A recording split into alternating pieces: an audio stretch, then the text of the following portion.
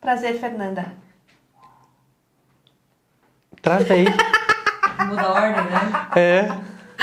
Vai, volta. Nada aconteceu. Oi, babies! Tudo bom, Fernanda? Prazer. Eu sou o Herbert e esse é o canal das Bi. Hoje a gente tá aqui para falar de um assunto super importante. Exatamente. E também para começar uma coisa chamada aquecimento parada ao vivo. Exatamente, babies. Os apresentadores da parada ao vivo. Sim, a gente é apresentadora muito chique. Sim. Vamos soltar essa semana uma série de vídeos com temas específicos, especiais, e o nosso é sobre família. Ai, família, né, gente? E aí, a gente vai falar sobre como família é muito mais do que a família do seu sangue, entendeu? Também. E a gente vai falar também sobre essas cagadas que umas famílias aí fazem, que dá um tilt na nossa cabeça aí, que faz a gente ter uma vida um pouco mais difícil do que as outras pessoas que não são LGBT. Mas uma coisa que ajuda muito na vivência LGBT é a família. Sim, com certeza. Eu vi um post esses dias que estava escrito: o LGBT precisa ter uma família muito forte, porque a gente recebe violência do lado de fora de casa. Então, às vezes eu saio de casa e eu recebo um soco da sociedade por ser LGBT.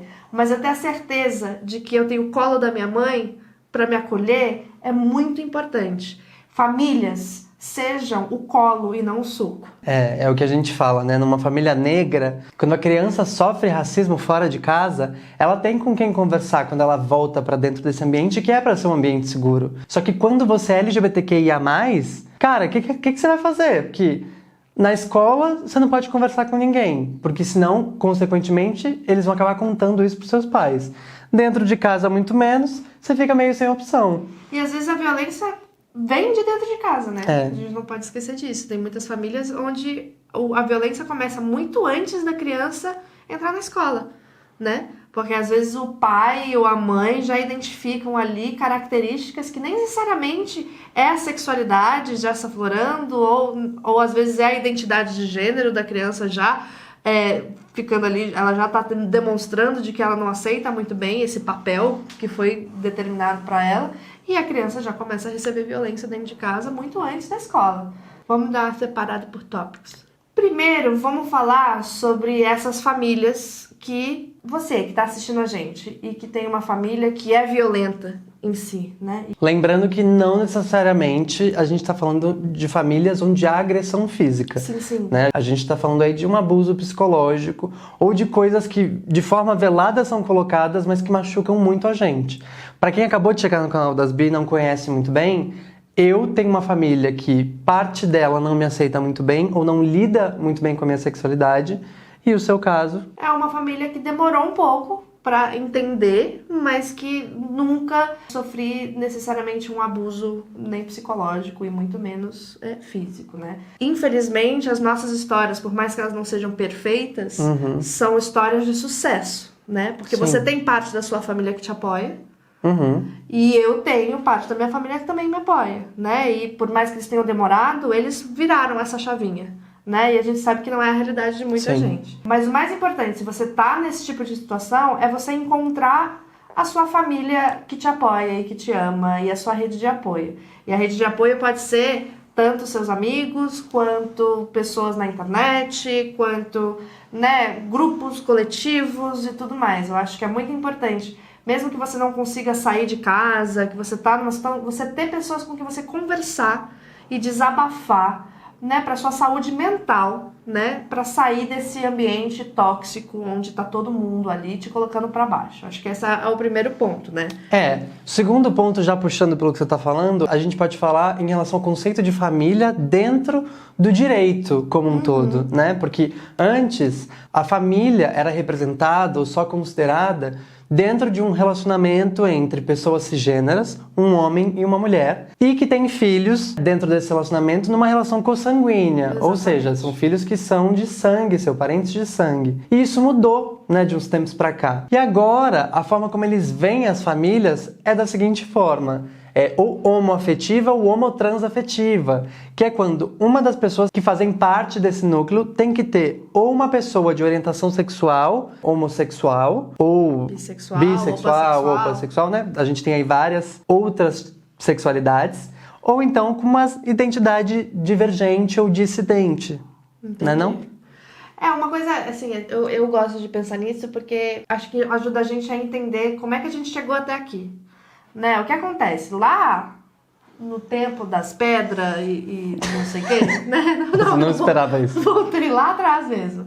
Qual que era a definição de família? A família eram as pessoas que estavam ali juntas lutando pela própria sobrevivência. Né? Você não tinha ainda essa coisa do eu sou o pai, você é o filho. Não. Todo mundo ali transava com todo mundo, tinha os filhos, as pessoas tomavam conta dos filhos ali daquele núcleo, daquela galera e ia...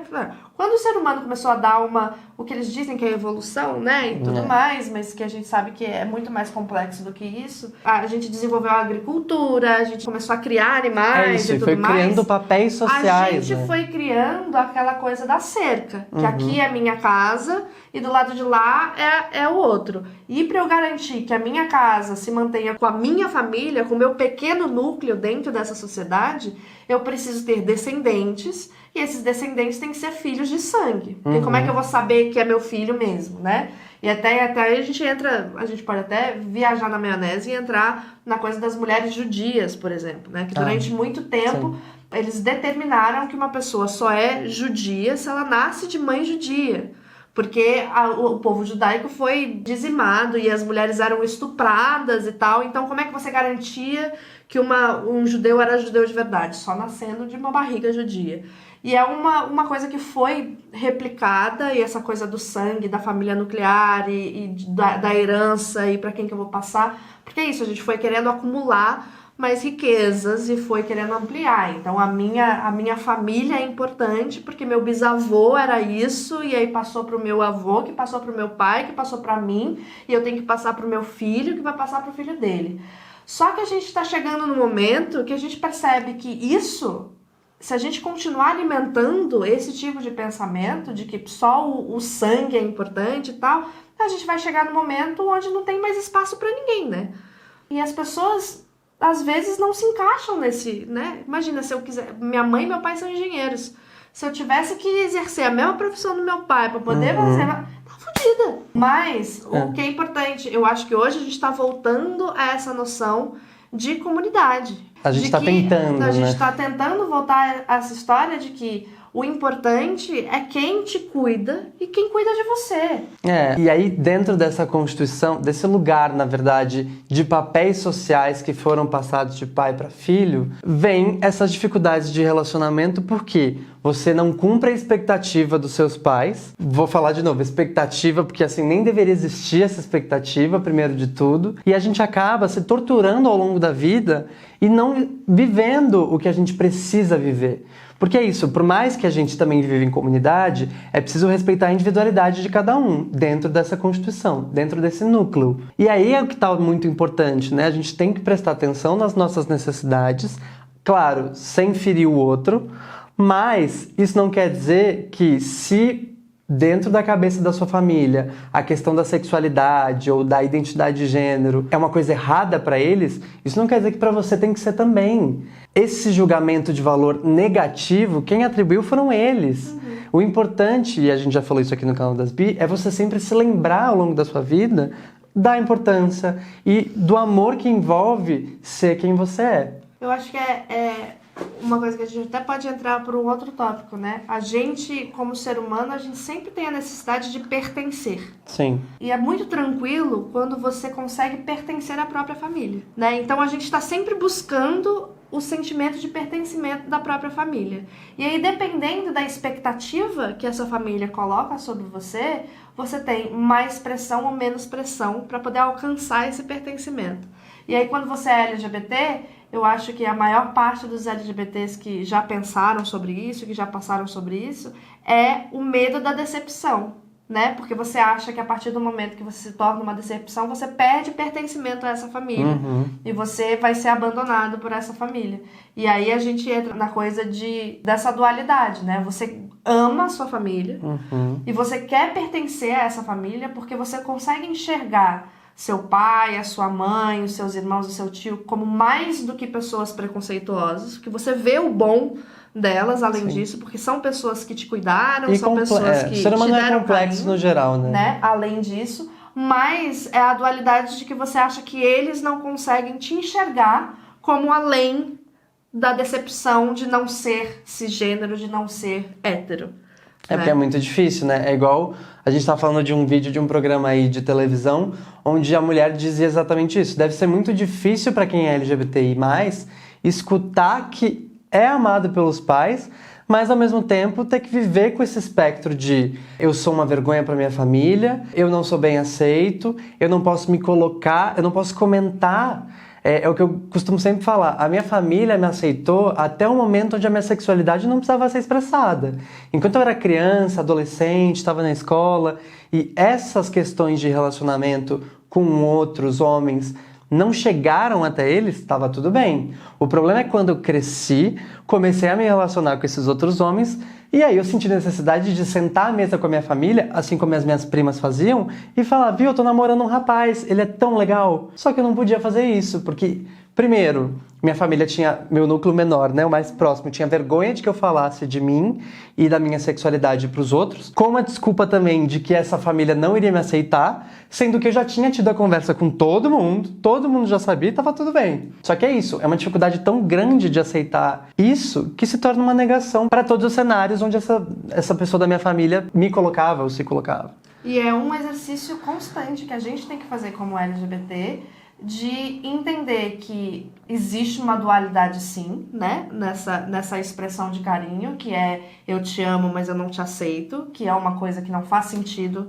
nenhum, racionalmente falando. E a gente tem que lembrar que o amor existe e que a gente não precisa ser aceito por essas pessoas, porque a gente precisa principalmente a se aceitar e se amar. É isso que é o mais importante. Esse é um ponto muito importante. A gente tem que aprender a dar carinho pra gente, né? A gente olha com muito carinho o outro e às vezes esquece de olhar pra dentro e cuidar da gente. E esse é um dos pontos mais importantes desse vídeo, se respeitar. E outra coisa que a gente pode falar de família também é que, como a gente estava falando das famílias homotrans afetivas, a gente sabe que hoje, durante muito tempo, foi colocado a impossibilidade de constituir família como mais uma questão de vergonha da pessoa LGBT diante da família de sangue, né? Então, a mãe que descobria que o filho era gay ou que a filha era lésbica ia falar assim, ai meu Deus, nunca mais vou ter netos, você não vai ter família, você não vai casar e tal.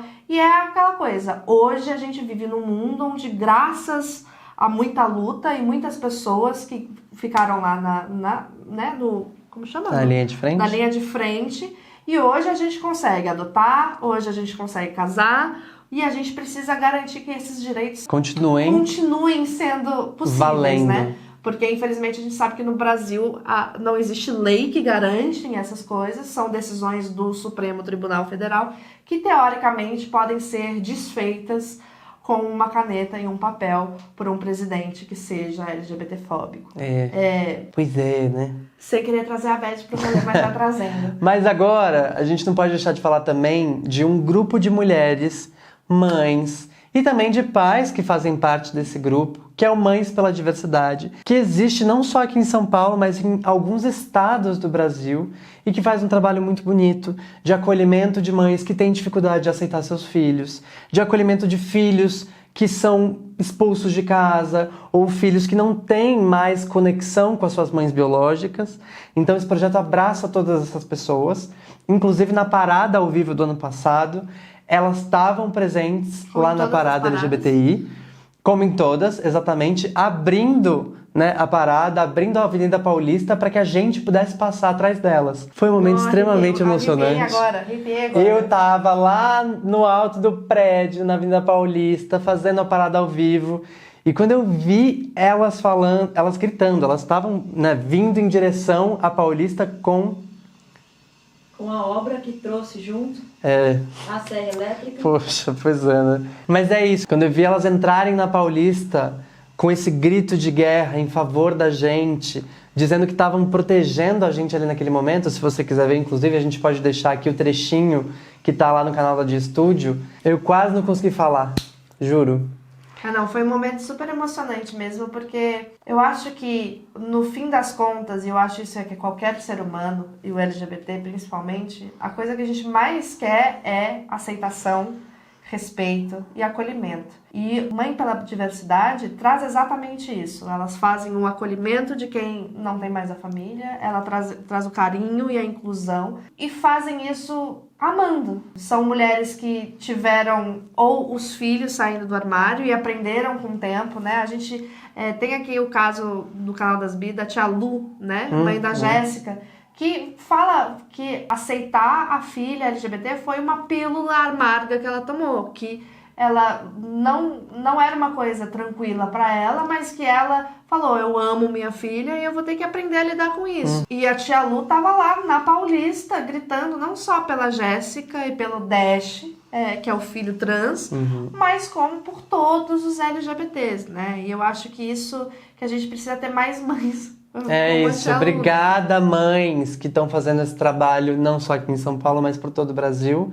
A gente agradece demais. Mães e pais, né? Mães e pais, porque no âmbito do projeto Mães pela Diversidade eu acabei falando só mães. Gente, então é isso. Este vídeo é só um dos que estão rolando aí para aquecer a parada ao vivo, então vá no canal dos outros criadores, Lui Ponto, Spartacus, Diva Depressão, Lorelai Fox e Mandy Candy para assistir os vídeos de aquecimento deles. E vai rolar também vídeo de aquecimento em canais convidados, então fiquem atentos às redes sociais de todos esses criadores para você ter uma dica de quem serão os convidados dessa parada ao vivo que vai acontecer no dia 23 de junho. Vai ser ao vivo em todos esses canais e vai ser uma live assim espetacular. Gente, já prepara a pipoquinha. Não, prepara a comida pro dia inteiro, né? Porque são muitas horas de live e você não pode perder nem um pedacinho. E a live é grande o suficiente pra você. Por exemplo, você gosta do fervo, você gosta daquela coisa, aquele calor humano que acontece mais pro final da parada.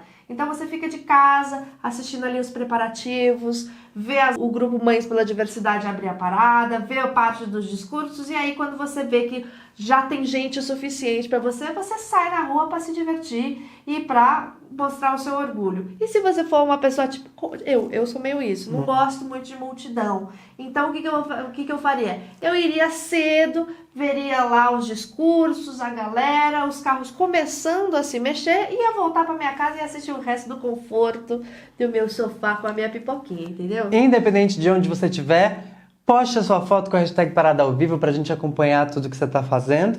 E até mais, não é não? Isso aí, um beijo. Beijo, babies!